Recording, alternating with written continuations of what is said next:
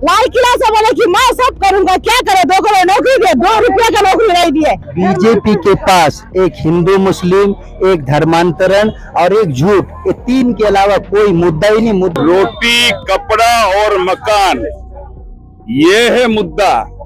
क्योंकि ये बीजेपी वालों का एक सिद्धांत ही है झूठ बोलने का, कुछ भी उल्टा सीधा बात करने का। बस्तर की जनता जागरूक है और किसी को बताने की जरूरत नहीं है कि बस्तर की जनता किसको वोट डालेगी और किसको नहीं, ये तो समय आने पर ही पता चलेगा। नमस्कार, जनचौक में आप सभी का स्वागत है। मैं पूनम। और पहले छत्तीसगढ़ विधानसभा के पहले चरण के चुनाव के लिए राहुल गांधी जगदलपुर आए थे। इससे पहले वो भानपुरी में आए थे और ये बस्तर का ही इलाका है। तो इस वक्त बस्तर में एकदम चुनाव का जो माहौल, एकदम सरगर्मी पूरी तेज हो चुकी है।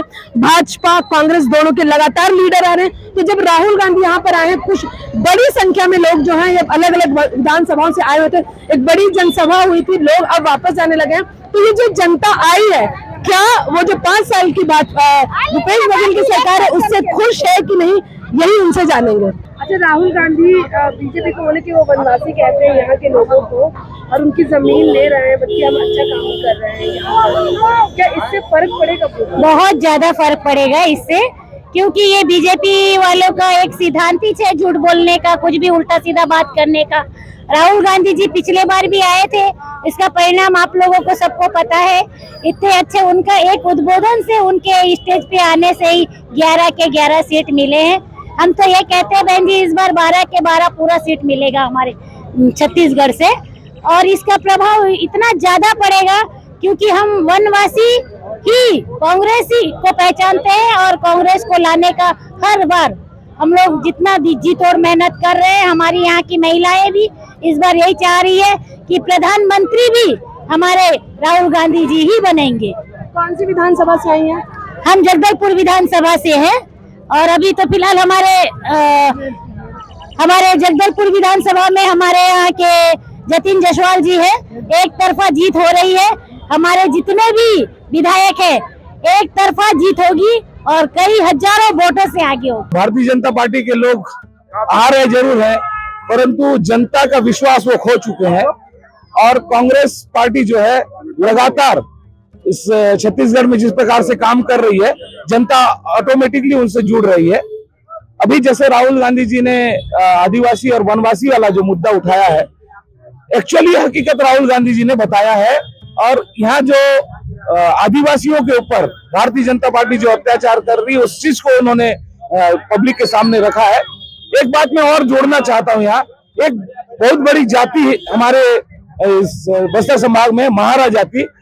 चित्रकूट विधानसभा के विधायक प्रत्याशी आज जो लड़ रहे हैं भारतीय जनता पार्टी के, उन्होंने महारा जाति के लोगों को बहुत ज्यादा जातिगत गालियां दी है।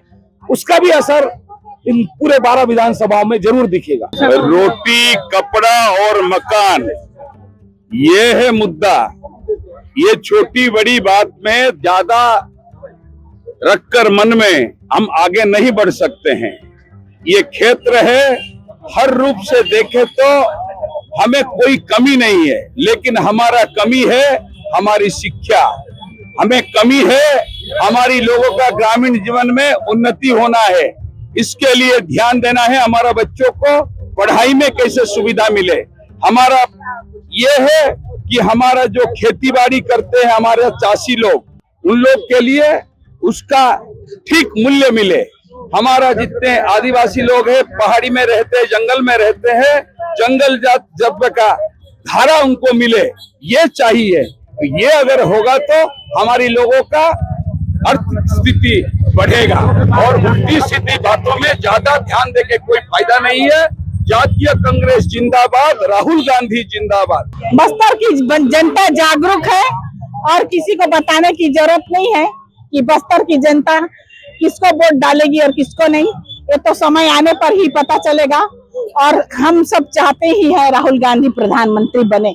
अभी तो मुख्यमंत्री का वोट हो रहा है ना? अभी तो मुख्यमंत्री का वोट हो रहा है, लेकिन आने वाला समय भी तो मुख्यमंत्री का हाथ मजबूत होगा और प्रधानमंत्री राहुल गांधी। ना ईडी का छापा पड़ा है, उसके बाद महादेव ऐप वाली बात है, 500 करोड़ वाला कल जो मामला था, वो सब तो भ्रष्टाचार ही है। वो कुछ नहीं, हमारे सीएम का सिर्फ आरोप लगा, विपक्ष का काम है आरोप लगाना, वो लगा रहे हैं बस। कांग्रेस ने 2500 रुपए क्विंटल जो रखा था धान, बीजेपी ने उसके पलट अपने घोषणा पत्र में 3100 रुपया किया। इससे फर्क पड़ेगा? इससे कोई फर्क नहीं पड़ेगा। बीजेपी खाली झूठ झूठ घोषणा करता है। 15 लाख बोला था, कभी दिया क्या मोदी जी? उससे पहले बोले थे 2 करोड़ रोजगार दूंगा, दिए क्या?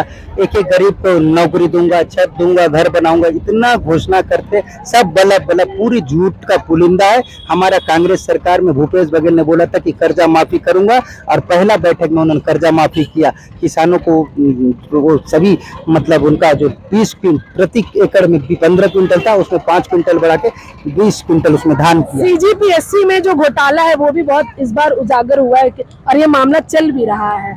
ये सब बीजेपी का प्रोपोगंडा है। देखिए अभी कुछ काम नहीं कर पा रहे तो सीधा ED, SIB, CRPF सबका उपयोग करके चुनाव जीत रहे हैं। बीजेपी पूरी तरह फेल है। नौकरियों को लेकर क्या कहेंगे? नौकरी भूपेश बघेल की सरकार में देखिए कितना नौकरियां, आप देख लीजिए 5 साल का पूरा निकाल के बहुत ज्यादा नौकरियां उपलब्ध कराई है भूपेश सरकार ने। अच्छा, यहाँ पर भ्रष्टाचार का मुद्दा कम है, यहाँ पर धर्मांतरण पे लोग बहुत बात कर रहे हैं, बीजेपी उसी पे वार भी कर रही है। बीजेपी के पास एक हिंदू मुस्लिम, एक धर्मांतरण और एक झूठ, ये 3 के अलावा कोई मुद्दा ही नहीं। मुद्दा विहीन बीजेपी है। यहाँ पर बीजेपी फेल है। छत्तीसगढ़ में सिर्फ भूपेश बघेल है। 15 साल इन्होंने शासन किया, तब तक तो जनता का याद उनको नहीं आया। 15 साल के बाद जब अब सरकार यहाँ से उनके गिर गई, तब उनको याद आ रहा है कि 3100 रुपया हम धान की खरीदी करेंगे और नौकरी देंगे, 15 लाख रुपया देंगे। बोले किसको दिए? अटल आवास के नाम से, आवास योजना के नाम से कुछ केंद्र का था, कुछ राज्य का था, उसका भी पैसा तो नहीं दिया। आदिवासियों को बोलकर क्या बनाते गए, कुछ नहीं है। और क्या मोदी सरकार क्या बोलते है केंद्र में बैठ के? पहले तो मैं लाल किला से बोले कि मैं सब करूंगा, क्या करे, 2 करोड़ नौकरी दिए, 2 रुपया का नौकरी नहीं दिए, और 15 साल तक 500 रुपया थाम लेते थे। 500 तो ये भूपेश बघेल पे भी तो ये आरोप है कि नौकरियां नहीं हुई उनके। क्यों नहीं हुई? आप देख रहे हैं, आप लोग पत्रकार लोग हैं, आप जान रहे हैं कि कितने सारी नौकरियां अभी निकली। पुलिस वाले की भर्ती हुए, नर्स का भर्ती हुआ है, और बस्तर फाइटर का भर्ती हुआ, वेतन आंगनबाड़ी कार्यकर्ता इतने साल से नौकरी कर रहे, काम कर रहे थे। मिताली लोग को किसको छोड़े बताइए? और शिक्षा कर्मियों को भी दिए ना, किसी वर्ग को नहीं, किसी वर्ग को छोड़े। किस हिसाब से नौकरियां हुई है? मेरे हिसाब से नौकरी हुई है। मेरे को नहीं लगा तो क्या, मेरी उम्र चलेगा ना, मेरे को नहीं लगा। मेरा समय आएगा तो मेरे को भी लगेगा। आपके बच्चे को मिली है नौकरी? मेरे बच्चे लोग मिलेगी नौकरी ना, बच्चे लोग पढ़ेंगे, भरोसा है ना हमको। भूपेश बघेल पे भरोसा है।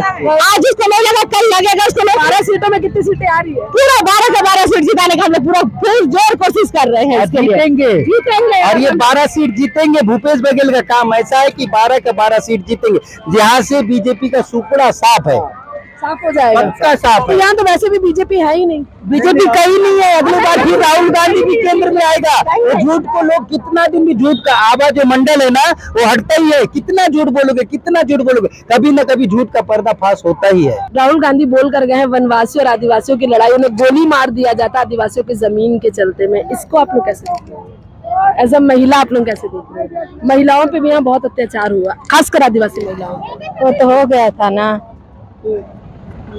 अभी भी आदिवासी महिलाओं पर होता है। अभी तो आदिवासी महिला पर उतना नहीं हो रहा है। पहले भाजपा सरकार था उस समय तो हो रहा था खूब, अभी तो उतना नहीं हो रहा है। 5 साल में कुछ नहीं हुआ है। नहीं, उतना तो हम लोग नहीं सुन रहे हैं।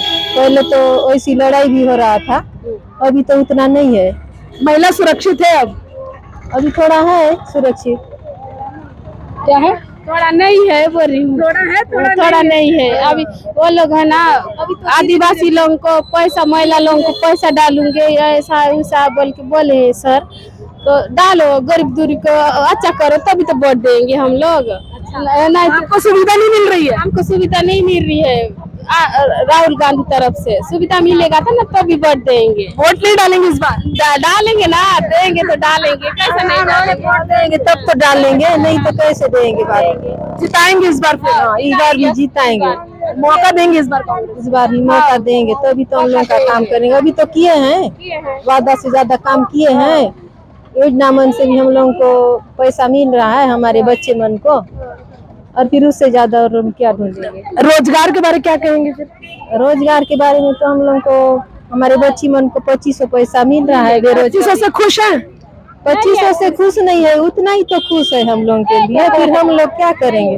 और नौकरी चावल भी मिलेगा, नौकरी भी हम लोग को मिलेगा ना। अब इस बार वोट देंगे तब तो मिल रहा है तभी तो अच्छा होगा। इस बार वोट देंगे तो नौकरी मिलेगा। हर घर में बोल के देखेंगे ना। हर घर में बेटा बेटी को नौकरी मिलेगा तो भी तो अच्छा होगा। कहाँ से होगा तो नौकरी मिलेगा तो भी तो अच्छा होगा। हर घर गरीब दूरी को देख रेख करना है वो तो भी तो होगा। तो ये हैं जगदलपुर की कुछ महिलाएं जो हमसे बात कर रही थी कि राहुल गांधी ने जो भाषण दिया उसमें अपने भाषण में वनवासी, आदिवासी, इंग्लिश मीडियम, धान की जो खरीदी हुई है इससे लेकर हर मुद्दे पर बात की उन्होंने। जब अपना भाषण दिया तो भाषण की शुरुआत ही जो थी वो वहाँ सीनी कांड से की थी, जिससे हम सब वाकिफ है कैसे एक आदिवासी पुरुष के मुंह पर पेशाब किया, मतलब शरीर पे पेशाब किया गया था। राहुल गांधी जब आए लोगों का बड़ा हुजूम था, अब लोग जा चुके थे। तो ये जो महिलाएं जिनका कहना था कि 2500 जो इनको भत्ता मिल रहा है बच्चों को, उनसे खुश तो है, लेकिन रोजगार एक बड़ा मुद्दा है जिसपे बात होनी चाहिए थी। जगदलपुर से मैं पूनम मसीह, जनचौक के लिए। आप देख रहे हैं जनचौक का सोशल मीडिया प्लेटफॉर्म। हमारे YouTube चैनल को सब्सक्राइब करने के लिए बेल आइकन दबाना ना भूलें।